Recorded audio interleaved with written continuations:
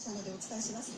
震度7は熊本県の益城町で観測しました。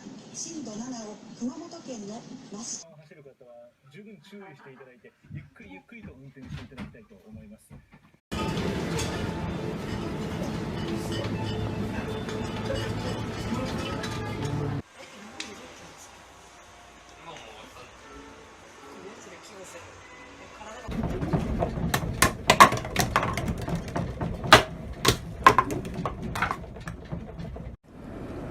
The aftermath of a powerful earthquake that has hit southern Japan. At least 9 people were killed and hundreds injured when the 6.4 magnitude tremor struck near Kumamoto city on the island of Kyushu. The fear is more people could be trapped under collapsed buildings. The epicenter was at a depth of 10 kilometers.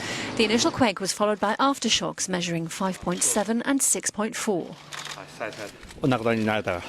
I'm praying for the souls of those who perished in the earthquake, he says, and offering my sympathy to the families of the deceased, the injured and those evacuated to safety.